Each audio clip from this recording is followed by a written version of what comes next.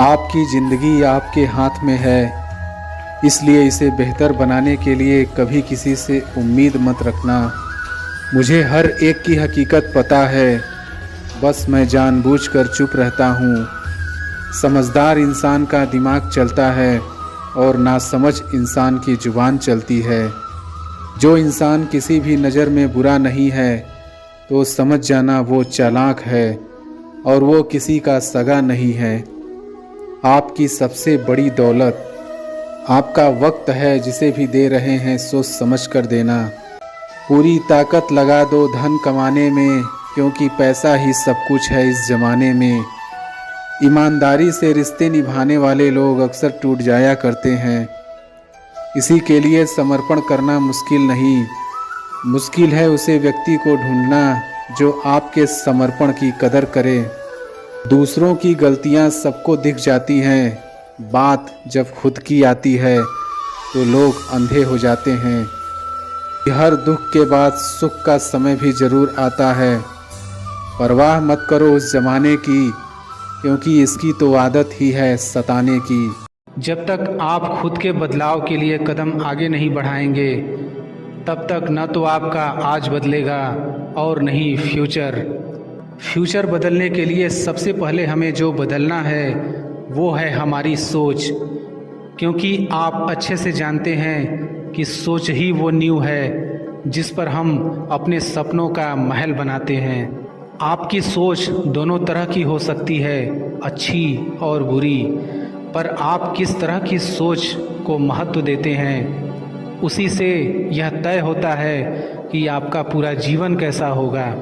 जीवन के हर मोड़ पर कठिनाइयों से आपका सामना होगा। अगर आप उन कठिनाइयों से लड़ने के लिए मानसिक रूप से मजबूत होना चाहते हैं तो अपने दिमाग को प्रेरित करने वाले विचारों से सींचिए। खुद पर भरोसा और आत्मविश्वास बनाए रखिए। सारी कठिनाइयाँ अवसर में बदल जाएंगी। क्या आपने कभी इस बात पर गौर किया है कि अवसर हमेशा कठिन परिस्थितियों में जन्म लेती है? अगर आप और आपके आसपास के लोग बहुत सुखी हैं तो क्या कोई अवसर पैदा होगा? नहीं ना। तो आज से आप यह मान लीजिए कि हमारे और कठिनाइयों के बीच में जो जंग होता है, इसी बीच कठिनाइयों के गर्भ से अवसर पैदा होता है। अगर आपसे कोई कहे कि यह काम तुमसे नहीं हो सकता, तो उसका सीधा सीधा यही मतलब होता है कि इस काम को तुम्हारे सिवाय कोई और नहीं कर सकता।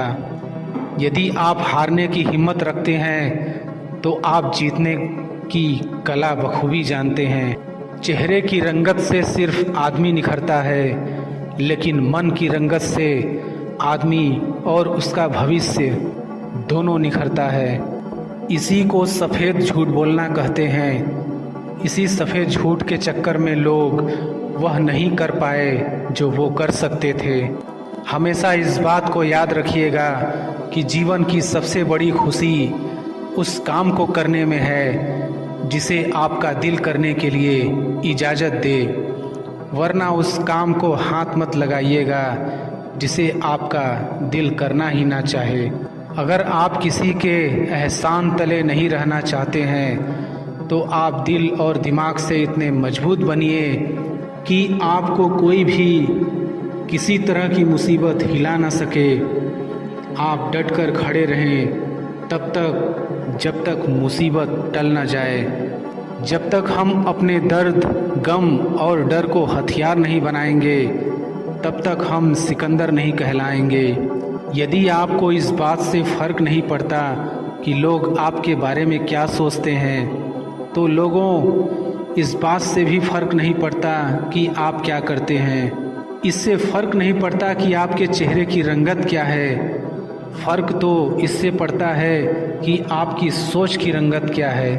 तरक्की सिर्फ चाहने से नहीं, सही निर्णय लेने और लगातार मेहनत करने से मिलती है।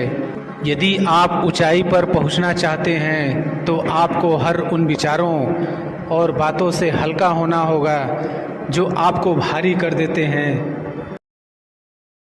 जो हो चुका उसकी परवाह करना बंद करो। कुछ नया सोचो, नया करो और आगे बढ़ो। जो हो चुका अगर उसी में उलझे रहोगे तो आपका आज खराब हो जाएगा।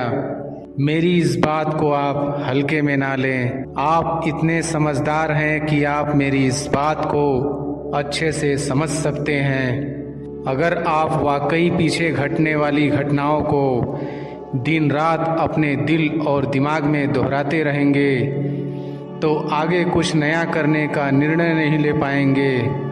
जानते हैं ऐसा क्यों होता है?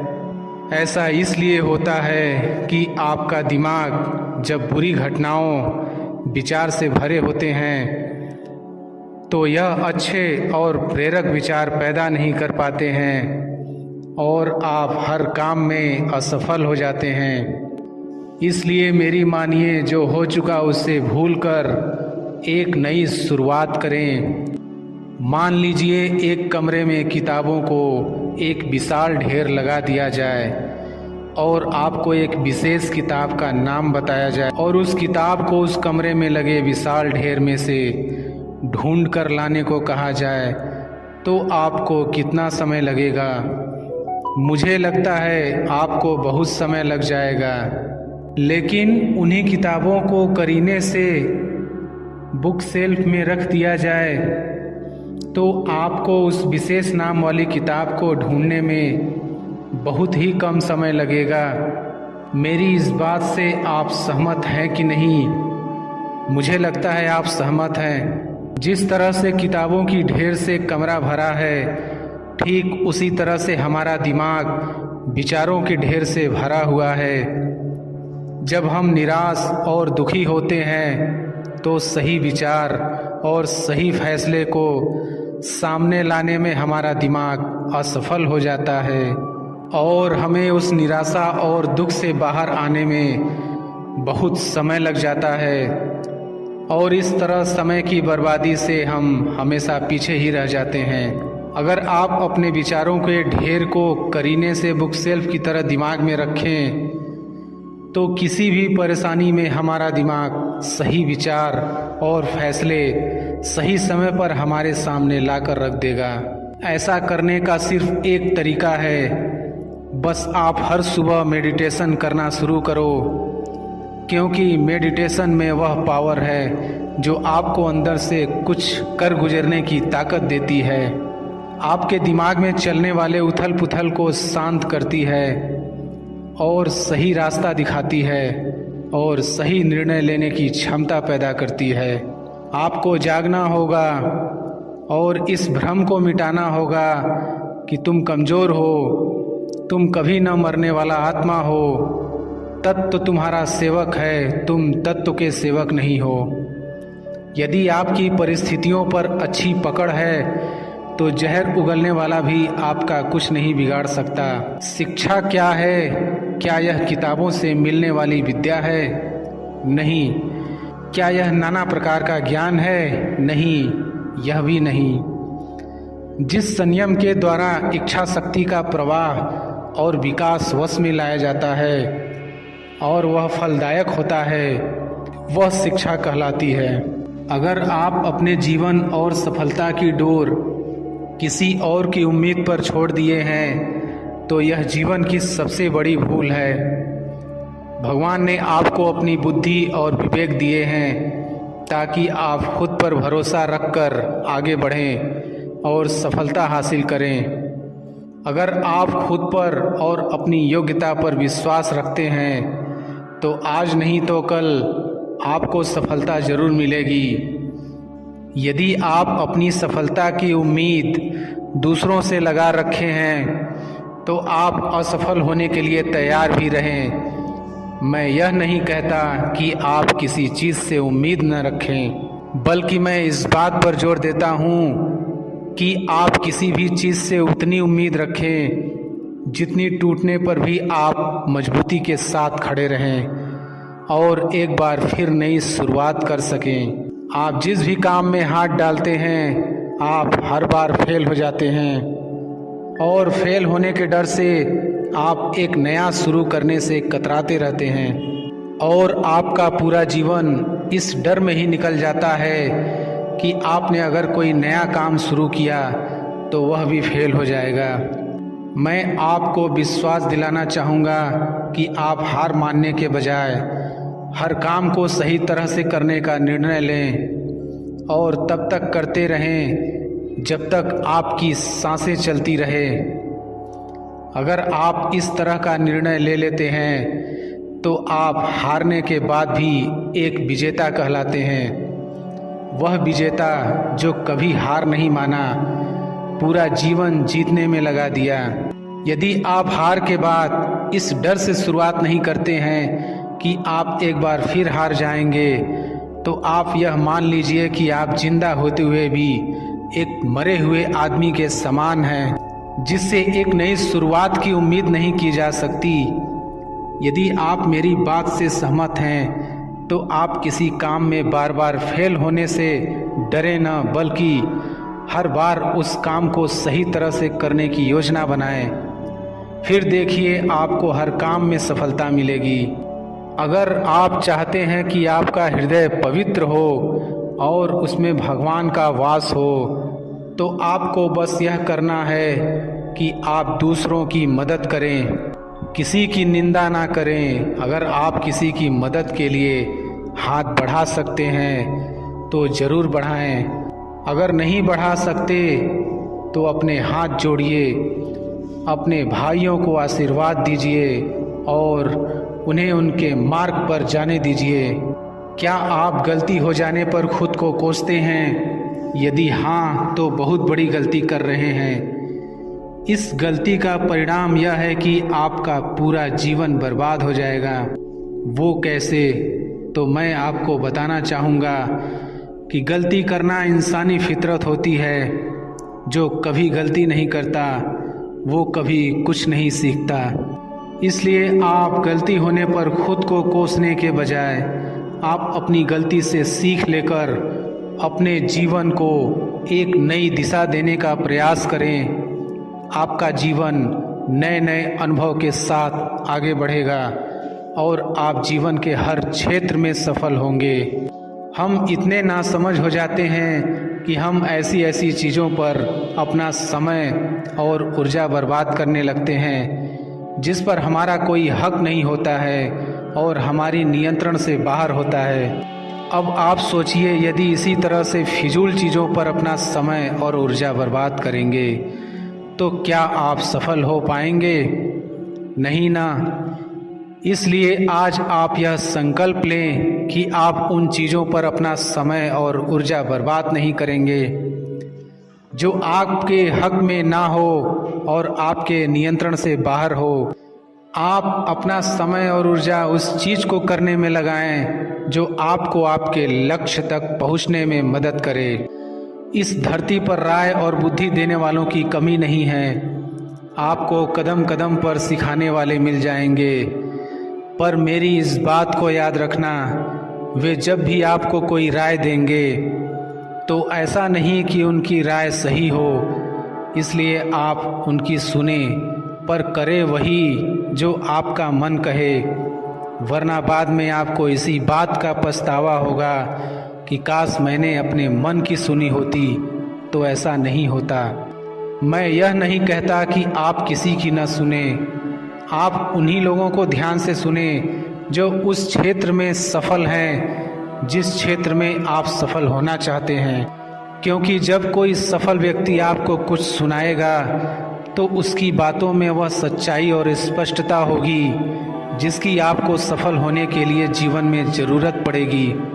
यदि आप बड़बोले हैं तो आप ठहर जाइए, क्योंकि अधिक बोलने वाले लोग अपनी एनर्जी और दिमाग दोनों खराब कर लेते हैं, जिसके परिणाम स्वरूप वे अपनी एकाग्रता और किसी काम को करने की ऊर्जा दोनों खत्म कर लेते हैं और जीवन भर सिर्फ बोलकर ही खुद को साबित करने की कोशिश में लगे रहते हैं। मेरी मानिए और आज से ही बोलना कम करो। ज़्यादा बोलने से एनर्जी और दिमाग दोनों खराब होता है। इसलिए आप अपनी एनर्जी और दिमाग की ताकत को अपने लक्ष्य को हासिल करने में लगाओ। आप सफल हो जाओगे। आप किसी भी चीज़ को लेकर चिंता करना छोड़ दीजिए, क्योंकि हमारी चिंता कोई और कर रहा है। इसलिए आप चिंता छोड़ उस काम पर पूरा फोकस लगा दीजिए जिसे आप अपने जीवन को बेहतर बनाने के लिए करना चाहते हैं। अगर यह सब करते हुए आपके साथ कुछ भी बुरा हो जाता है तो भी आपको बिना रुके अपनी मंजिल तय करनी होगी, आगे बढ़ना होगा, क्योंकि हमारे साथ जो कुछ भी बुरा या अच्छा होता है यह सब कुछ पहले से तय होता है। इसलिए इस बारे में चिंता करके आप अपना समय बर्बाद करेंगे और कुछ नहीं। भलाई हमारी इसी में है कि हमें बिना परेशान हुए अपने बहुमूल्य काम को तय सीमा पर पूरा कर लेना चाहिए। भगवान हमारे बारे में सब कुछ पहले से तय करके रखे हैं, बस हमें चिंता छोड़ लगातार प्रयास करते रहना चाहिए। अंत में हमें जो मिलना है वह मिल जाएगा।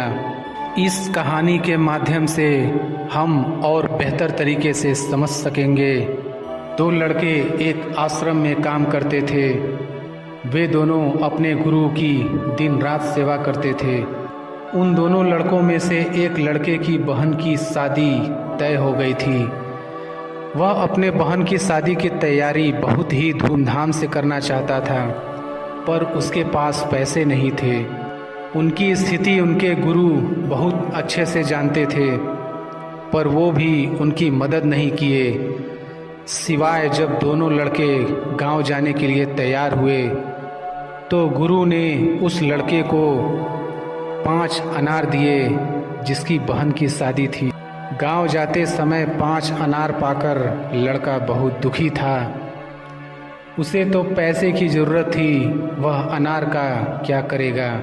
उसे अपने गुरु पर बहुत गुस्सा आ रहा था। जब दोनों लड़के गांव की तरफ जा रहे थे तो रास्ते में राजा के सैनिक इस बात की घोषणा कर रहे थे कि क्या किसी के पास अनार है, राजा को इसकी बहुत ज़रूरत है। हमने बहुत प्रयास किया पर हमें इस क्षेत्र में कहीं भी अनार नहीं मिला। राजा की बेटी बहुत बीमार है, उसे दवा के लिए अनार की ज़रूरत है। दोनों लड़कों ने सोचा हमें अनार की कोई ज़रूरत नहीं है, ये अनार हम राजा को दे देंगे और उनकी बेटी का अच्छा इलाज हो जाएगा। दोनों लड़कों ने अनार होने की बात सैनिक को बताई। सैनिक उन दोनों लड़कों को लेकर राजमहल पहुँचे और लड़कों ने अनार राजा को सौंप दिया। राजा ने उन्हें इसके लिए बहुत सारा इनाम दिया, पैसा, जेवरात और भी बहुत कुछ। उस लड़के की बहन की शादी बहुत धूमधाम से हो गई। अब उस लड़के को इस बात पर बहुत अफसोस हो रहा था कि वह बिना सोचे समझे अपने गुरु को कोस रहा था और उन्हें भला बुरा कह रहा था। मुझे आशा है कि आपको यह कहानी अच्छे से समझ में आ गई होगी। हमें कभी चिंता नहीं करनी चाहिए, हमारी चिंता कोई और कर रहा है। आपकी सोच जिस तरह की होगी आपकी ज़िंदगी ठीक उसी तरह से चल रही होगी। इसके लिए किसी और को दोष देने से अच्छा है कि आप अपनी सोच को दोष दीजिए और उसे बदलने के लिए कदम आगे बढ़ाइए। जब तक आप